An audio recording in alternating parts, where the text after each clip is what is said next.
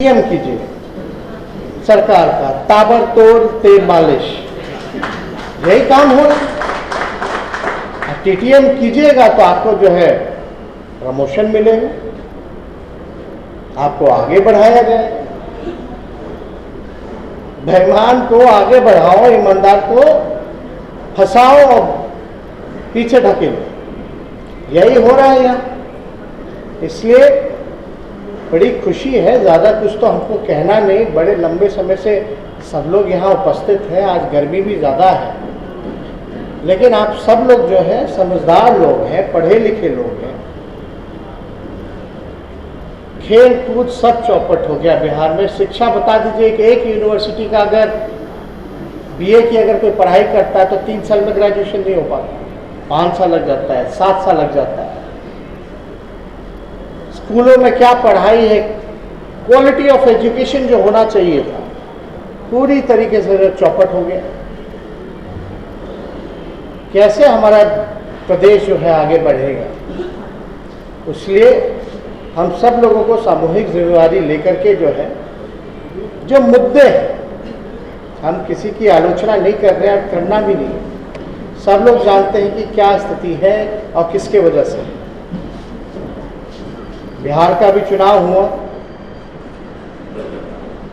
बिहार के चुनाव में जनता ने जनादेश महागठबंधन को दिया। चुनाव आयोग का नतीजा जो है एनडीए को मिला।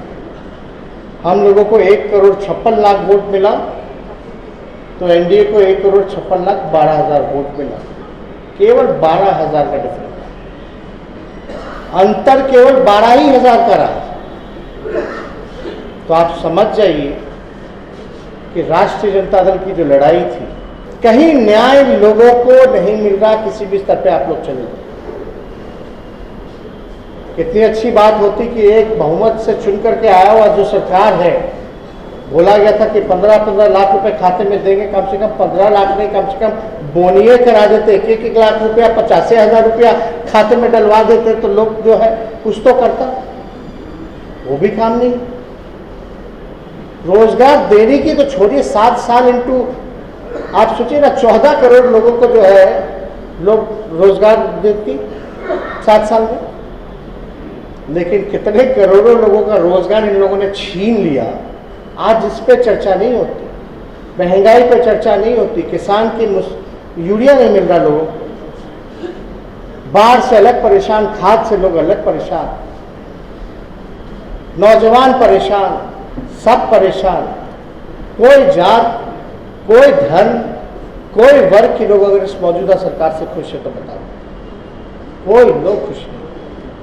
इन सारे मुद्दों पे चर्चा नहीं होती, भ्रष्टाचार पे चर्चा नहीं होती। सवाल केवल अजब दौर चला हुआ है भाई। पहले विपक्ष जो है वो सरकार से सवाल पूछता था, कई लोग मीडिया वगैरह सरकार से सवाल पूछते थे। आज का दौर देखिए तो सरकार ही सवाल पूछ रहा है, विपक्ष से मीडिया ही सवाल पूछ रहा है कि आप क्या कर रहे हैं।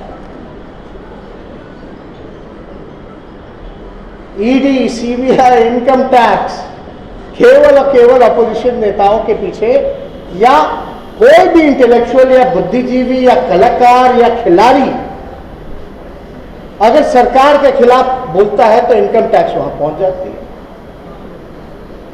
इसको क्या कहा जाएगा? तानाशाह। आप कुछ बोल नहीं सकते, बोलिएगा तो सजा हो जाएगा। और मुझे खुशी है कि आपके प्रदेश अध्यक्ष प्रकोष्ठ के अशोक जी दिन रात लगा पार्टी को सींचने का काम कर रहे हैं, मेहनत कर रहे हैं। और ये बुद्धिजीवी प्रकोष्ठ की क्या भूमिका होनी चाहिए, बुद्धिजीवियों की क्या भूमिका होनी चाहिए, बड़े विस्तार से और बड़े सहज तरीके से अपने वक्तव्य में प्रदेश अध्यक्ष आदरणीय जगदा बाबू जी ने आप लोगों के समक्ष जो है अपनी बात को रखा। कितना ज़रूरी है, क्यों ज़रूरी है, सारी बातें जो है आ गई।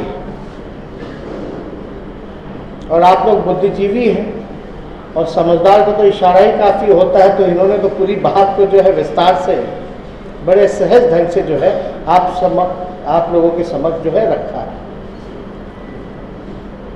इस प्रकोष्ठ में डॉक्टर्स हैं, इंजीनियर्स हैं, IAS, IPS, मैनेजमेंट स्टूडेंट्स,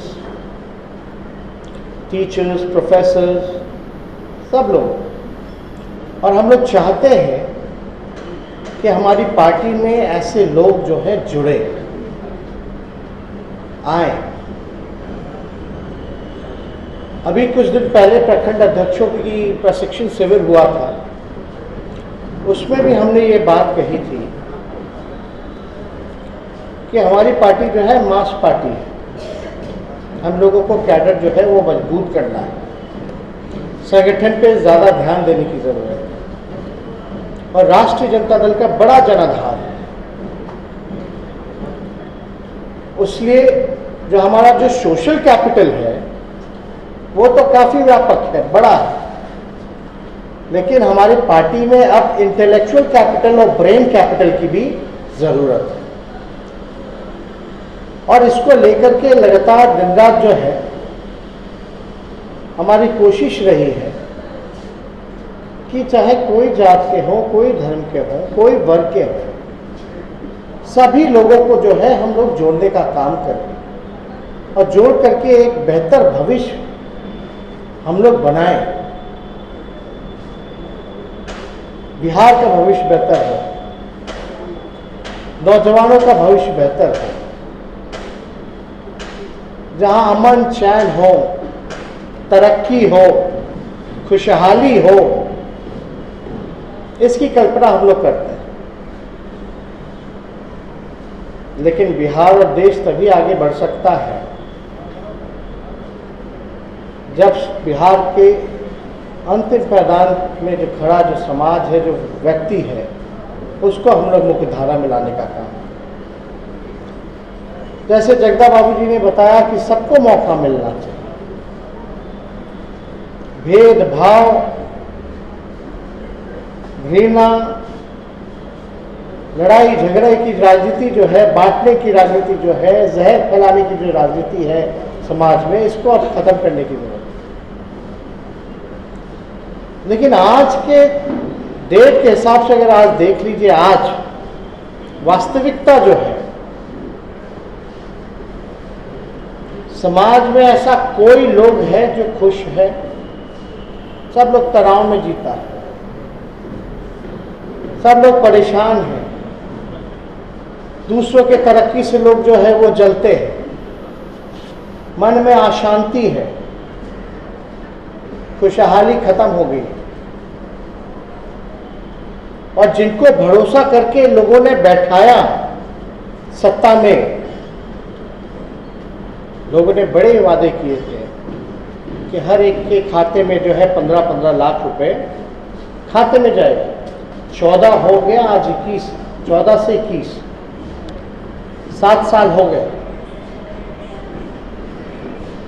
एक पैसा जो है 15 लाख का किसी के खाते में नहीं।